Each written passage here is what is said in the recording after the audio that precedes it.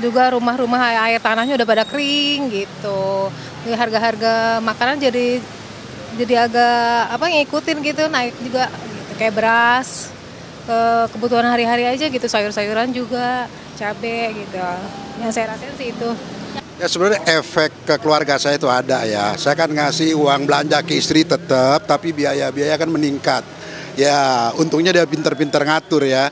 Ya kita harapkan sih dengan musim panas saat ini, yang kemungkinan ya ada gagal panen petani ya, ada perhatian pemerintah lah. Ya gimana harga pupuk bisa diturunkan seperti itu.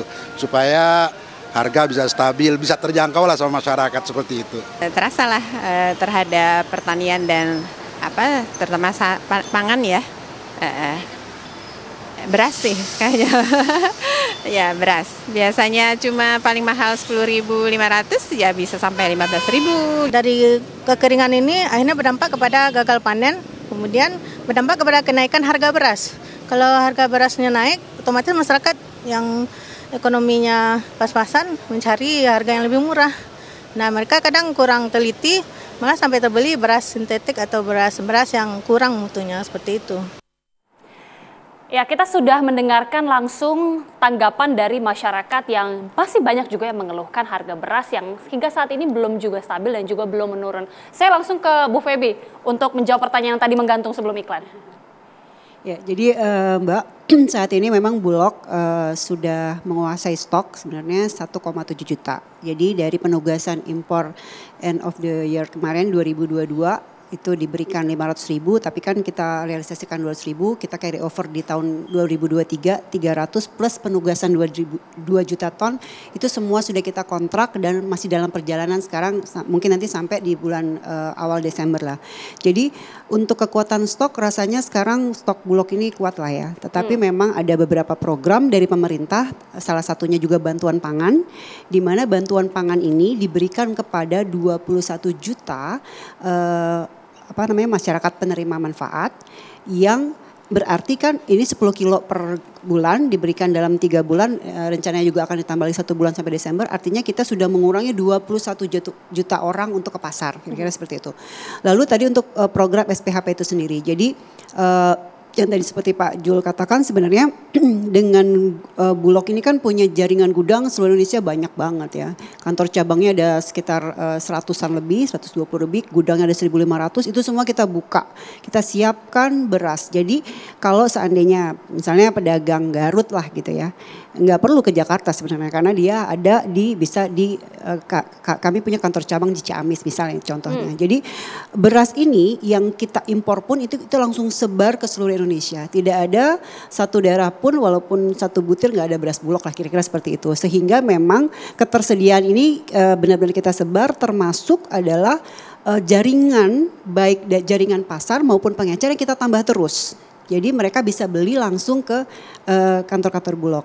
Nah memang sebenarnya bukan pembatasan, tetapi saat ini kan dengan kondisi beras yang program SPHP ini kita kan seperti di Jakarta lah ya, di PIBC kemarin kita memang melalui PIBC, jadi PIBC itu yang menyebarkan kepada pasar-pasar turunan yang menjadi downline-nya, dan itu juga harus diverifikasi dulu sama Dinas Perdagangan sehingga memang ini kan beras yang supaya tidak disalahgunakan, karena kira-kira seperti itu, bahwa memang benar pedagang di pasar itu atau pedagang atau di pasar turunan itu benar-benar adalah memang pedagang beras gitu. Karena memang ditemukan juga gitu yang dalam downline-nya ternyata itu bukan pedagang beras ataupun kosong dan lain-lain. Nah ini memang kami kerjasama dengan Dinas Perdagangan setempat gitu. Oke, kita kan sebelumnya sudah melihat Bu, di paket awal ada informasi juga sejumlah supermarket ini ada melakukan pembatasan untuk pembelian beras. Itu benarkah Bu? Kita langsung konfirmasi ke Perum Bulog. Ya, sebenarnya kalau menurut saya sih lebih ke mereka menjaga service level agreement-nya ya. Jadi kan saat ini kan Di supermarket misalnya, kalau misalnya kita yang punya uang banyak pasti dia jadi beli banyak kan gitu ya. Apalagi dengan isu-isu seperti El Nino, kekeringan ya. Tapi benarkah bahwa itu sudah upaya atau rekomendasi langsung dari pemerintah dan juga sudah sudah membahas juga bersama dengan Bappenas dan Perum Bulog? Sebenarnya kita kan gini ya Mbak ya, supaya tidak terjadi panik buying lah ya. Standar-standar saja lah belanja masyarakat itu sebenarnya, karena semuanya tidak terjadi apa-apa juga gitu. Berasnya buktinya beras Bulog juga sekarang banyak kita sebar di seluruhnya, dan kalau kita melihat seluruh retail modern baik sampai ke ke desa-desa itu juga semua kita sebar gitu ya berasnya, pasar-pasar semua, jadi nggak ada alasan juga orang membeli banyak-banyak sebenarnya. Oke, untuk pembatasan ini akan ada certain periodnya, beberapa waktu, dalam berapa lama? Sebenarnya gini Mbak, kan kalau misalnya satu retail modern lah ya, dia kirim PO ya kan ke Bulog akan kirim. Kalau seandainya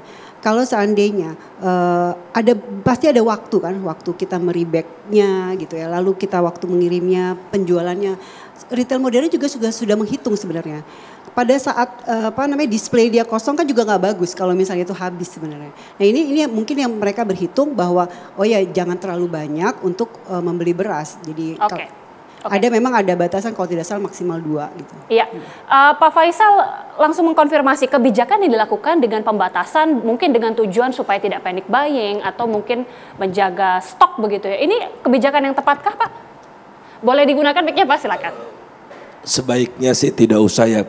Kasus minyak goreng kemarin baru belum lepas dari ingatan kita kan. Jadi signal ada sesuatu walaupun sebetulnya tidak. Tapi ada signal sesuatu terjadi gitu. Yang intinya adalah kok kurang gitu. Namanya pembatasan ya. Sampai kan tadi Ketua Asosiasi Pedagang Retailnya confirm ya, ini dari Bappenas ini. Ya perintah dari Bappenas untuk melakukan secara tidak langsung ya namanya pembatasan kan. Cuma boleh beli sekian. Tadi makanya saya tanya waktu off air ya ke Bulog nih, berapa sih persentase dari premium, tapi sekarang rupanya udah sulit memisahkan antara premium dengan medium gitu, karena yang datang dari import itu ya premium semua gitu dengan broken 5% ya Bu ya. Nah jadi ada perubahan karakteristik di pasar yang oleh karena itu tidak bisa sulit dipilah lagi. Dugaan saya tadinya adalah premium itu dikit gitu. Kalau dikit buat apa dibatas-batasi? Kasih aja semua kalau dia misalnya cuma 20% dari total konsumsi. Tapi ternyata saya tidak terupdate gitu ya. Agak beda lagi. Tapi intinya adalah tunjukkan kepada pasar bahwa pasokan bagus, 1,7 juta ton siap digelontorkan oleh Bulog dan sudah digelontorkan buat 22 juta orang, plus ada lagi saluran impor gitu. Itu tercermin beres tidaknya itu kalau tidak ada fenomena penimbunan.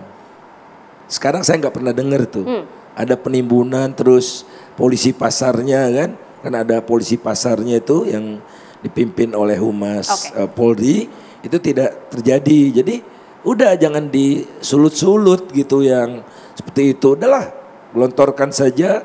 Sampai kapan sih, lama-lama juga masyarakat paniknya sebulan paling lama menurut saya seperti itu. Kalau ada terus dia lihat di supermarket itu, wah numpuk terus tuh, dia nggak khawatir. Tapi kalau kosong, mulai dia. Iya. Itu dia Pak, itu apakah dengan mungkin pembatasan seperti ini menimbulkan kecemasan di masyarakat? Seperti yang Pak Faisal bilang tadi, jangan-jangan ada sinyal-sinyal ini, mulai ada krisis ini? Ya menurut saya komunikasi, oleh karena itu betul-betul lah ini psikologi pasarnya harus dijaga ya. Kemudian yang kedua, kondisi sekarang tuh lebih baik dari 2015 kok. Waktu itu kan ada penangkapan, pengemasan ulang gitu. Ini tidak terjadi. Tolong koreksi kalau saya salah, tapi tidak separah seperti yang kondisi sebelumnya itu kan. Sampai ada yang ditangkap, macam-macam gitu ya. Nah oleh karena itu menurut saya dari sekarang kita bicara ke depannya. Ini kan kita bicara hilir sebetulnya. Ya. Nah hulunya ini masih belum tertangani. Jadi jangan sampai ini ritual 5 tahunan gitu dong. Gitu ya. Nanti 5 tahun lagi begini lagi. Nah kalau saya lihat di hulunya ini masalahnya adalah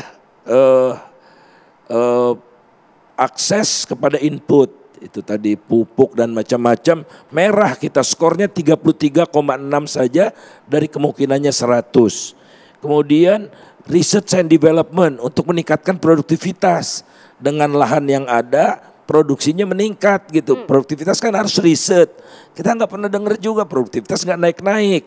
Lantas sufficiency of supply memang ternyata ya masih kurang kan, makanya kita impor. Lantas ada lagi yang parah ini water. Nah ini barangkali dampaknya kan nilainya hanya 27,6. Jelek sekali itu ketersediaan air ini, apalagi El Nino ini. Dan terakhir adalah political commitment to adaptation. Ini yang harus ditunjukkan political commitmentnya nyata gitu untuk menyelesaikan masalah di hulu. Ya, bicara dari sisi hulu kan ini tentunya produksi menjadi juga kunci. Tapi permasalahannya kita melihat El Nino kemudian juga sudah musim ketiga, ini sudah 3 bulan lagi menuju akhir tahun. Jadi mengantisipasinya sebenarnya seperti apa? Bisa dijawab usai jeda dan juga untuk para narasumber lainnya kami kembali saat lagi.